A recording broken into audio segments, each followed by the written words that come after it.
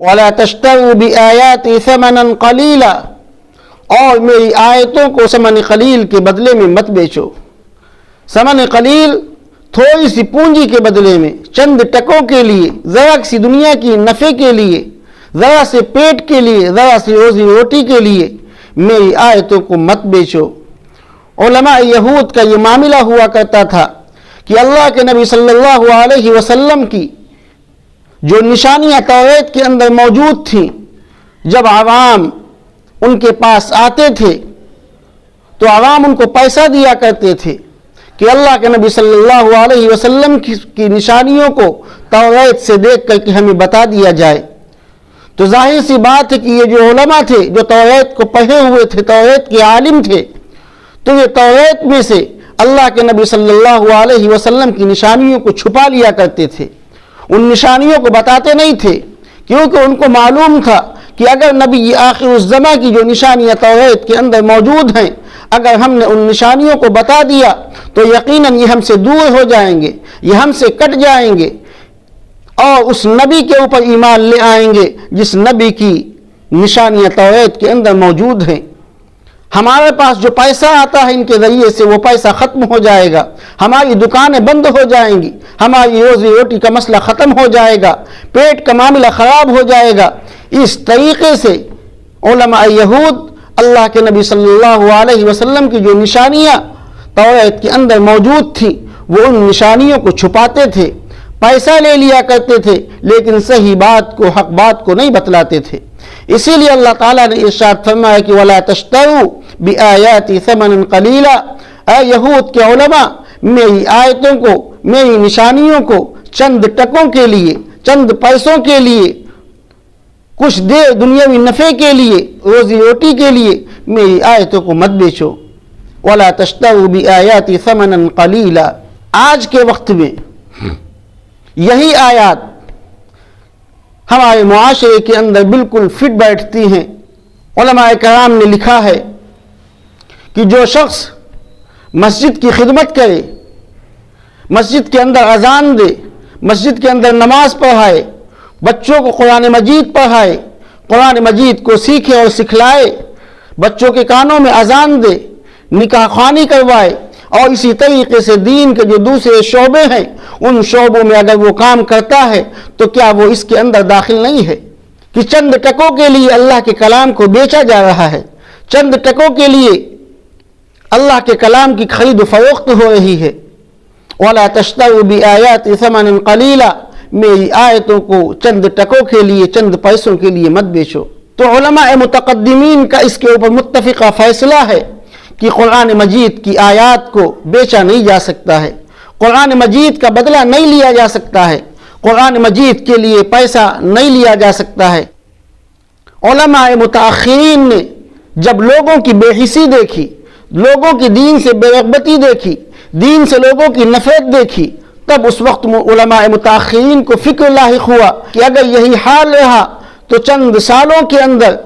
قرآن مجید کے حافظ ختم ہو جائیں گے، قرآن مجید کے پڑھنے اور پڑھانے والے ختم ہو جائیں گے، قرآن مجید کی تعلیم دینے والے ختم ہو جائیں گے، مسجدوں کے ائمہ نماز پڑھانے والے ختم ہو جائیں گے، کیا ہوگا؟ تو اس وقت کے علماء نے، یعنی علماء متاخرین نے یہ فتویٰ صادر کیا کہ نہیں، ایسے حالات کے اندر، ایسے وقت کے اندر ضرورت ہے اس بات کی کہ اس کی رقم کو متعین کر دیا جائے کہ جو شخص نماز کو پڑھائے گا اس کے لیے پیسہ دیا جائے گا، جو شخص قرآن مجید کو سیکھے گا اور سکھائے گا اس کے لیے پیسہ دیا جائے گا، جو شخص مسجد کے اندر اذان دے گا اس کو پیسہ دیا جائے گا، جو شخص بچے کے کان میں اذان دے گا اس کو پیسہ دیا جائے گا۔ ہمارا بچہ پیدا ہوتا ہے، ہم پروگرام بناتے ہیں کہ اس کو فلاں اسکول کے اندر ڈالیں گے، فلاں جگہ کے اوپر ڈالیں گے، یہ پیسے کی مشین بن جائے گا، پیسہ کما کر کے لا کر کے ہم کو دے گا۔ لیکن کیا ہم نے فکر کی کہ یہ اللہ کے کلام کو سمجھنے والا بن جائے، اللہ کے کلام کو پڑھنے والا بن جائے، عالم دین بن جائے، حافظ قرآن بن جائے، اللہ کے دین کی اشاعت کرنے والا بن جائے؟ ہم نے کیوں نہیں سوچا؟ صرف اور صرف اس لیے نہیں سوچا کہ ہمیں معلوم ہے کہ اس کے اندر کچھ نہیں ہے، اس کے اندر کوئی اجرت نہیں ہے۔ میرے بھائی، ائمہ کی قدر کرنے کی ضرورت ہے، فکر کرنے کی ضرورت ہے. اگر یہی حال رہا تو یقیناً ہماری مسجدوں کو آباد کرنے والا کوئی نہیں ملے گا. بے فکری ہے ہمارے اندر، بے توجہی ہے ہمارے اندر، ناقدری ہے ہمارے اندر. اگر ہم نے ان علماء کرام کی قدر نہ کی، ان حفاظ کرام کی قدر نہ کی، ان کی عظمت کو، ان کی اہمیت کو نہ پہچانا، میرے بھائی جو موجود ہیں یہ بھی ختم ہو جائیں گے. تو ضرورت اس بات کی ہے کہ ہم اپنے علماء کرام کی زیادہ سے زیادہ خدمت کریں، پیسے کے ذریعے سے بھی، جان کے ذریعے سے بھی اور مال کے ذریعے سے بھی. اگر ہم قدر کریں گے تو ان کے اندر ایک حوصلہ پیدا ہوگا، ان کے اندر ایک جذبہ پیدا ہوگا، ان کے اندر ایک شوق پیدا ہوگا. یہ تہیا کریں گے کہ ہم اپنے بچوں کو حافظ قرآن بنائیں گے، عالم دین بنائیں گے، قرآن کا مبلغ بنائیں گے، اللہ کے دین کو پھیلانے کے لیے دنیا کے اندر بھیج دیں گے. میں نے تو بارہا اس بات کو کہا ہے، مساجد کے اندر جا کر کے کہا ہے کہ اگر آج اور ہم اس بات کا تہیا کر لیں اور اس بات کا عزم مصمم کر لیں کہ ہم اپنے امام کو 20,000 سے 30,000 روپے تنخواہ دیں گے، تو خدا پاک کی قسم کھا کے کہا جا سکتا ہے ہر والدین کے اندر یہ جذبہ پیدا ہوگا، یہ شوق پیدا ہوگا کہ ہم بھی اپنے بچے کو حافظ قرآن بنائیں گے، ہم بھی اپنے بچے کو عالم دین بنائیں گے، ہم بھی اپنے بچے کو اللہ کے لیے وقف کر دیں گے، ہم بھی اپنے بچے کو دین کا مبلغ بنائیں گے، دین کی اشاعت کرنے والا بنائیں گے. آج ہم نے اس کو حقیر سمجھا ہے، اس لیے میرے بھائی اس کتاب سے قریب کوئی آنے کے لیے تیار نہیں ہے. اور ہمارا جو زبانی جمع خرچ کا دعویٰ ہے کہ یہ کتاب بڑی عظیم کتاب ہے، یہ صرف اور صرف زبانی ہے. اگر عظیم ہوتی آپ کے دل کے اندر تو یقیناً آپ اپنے امام کو، اپنے مؤذن کو اس کی قدر کرتے، اس کی اہمیت کو پہچانتے، اس کی عظمت آپ کے دل کے اندر ہوتی، اس کتاب کو حقیر نہ سمجھتے. اس کا بدل تو یقیناً کوئی نہیں دے سکتا ہے سوائے اللہ رب العزت کے، لیکن ہم اپنے امام کی خدمت تو کر سکتے ہیں.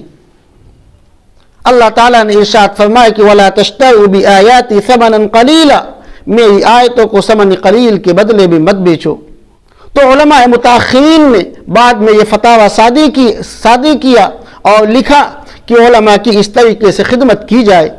اللہ کے نبی صلی اللہ علیہ وسلم کے زمانے کے بعد کا زمانہ، یعنی حضرت عمر بن خطاب، حضرت ابوبکر صدیق، حضرت عثمان غنی، حضرت علی مرتضی، یہ وہ دور ہیں جو خیر القرون کہلاتے ہیں، سب سے بہتر زمانہ کہلاتا ہے. ان زمانوں کے اندر، ان دوروں کے اندر ایک نظام ہوا کرتا تھا، بیت المال کا نظام، اور اس بیت المال کے ذریعے سے تمام مساجد کی خدمت کی جایا کرتی تھی، تمام مکاتب کو چلایا جاتا تھا. جو بھی مساجد کے اندر خرچ ہوتا تھا، مکتبوں کو یعنی بچوں کو پڑھنے اور پڑھانے میں جو کچھ اخراجات ہوتے تھے وہ تمام کے تمام اخراجات بیت المال قبول کیا کرتا تھا. اسلامی حکومتیں اس کو قبول کیا کرتی تھیں اور باقاعدہ امام کا وہی مقام ہوتا تھا، امام کی وہی عزت ہوتی تھی، قرآن کریم کو پڑھنے اور پڑھانے والے کا کی وہی حیثیت ہوتی تھی جو بادشاہ وقت کی ہوا کرتی ہے، اس کی شان و شوکت وہی ہوتی تھی جو بادشاہ وقت کی ہوا کرتی تھی. وہ نظام ختم ہو گیا تو ظاہر سی بات ہے کہ جب وہ نظام ختم ہو گیا، وہ پیسہ جو بیت المال سے آتا تھا اس کا آنا بھی ختم ہو گیا. تو ظاہر سی بات ہے کہ اب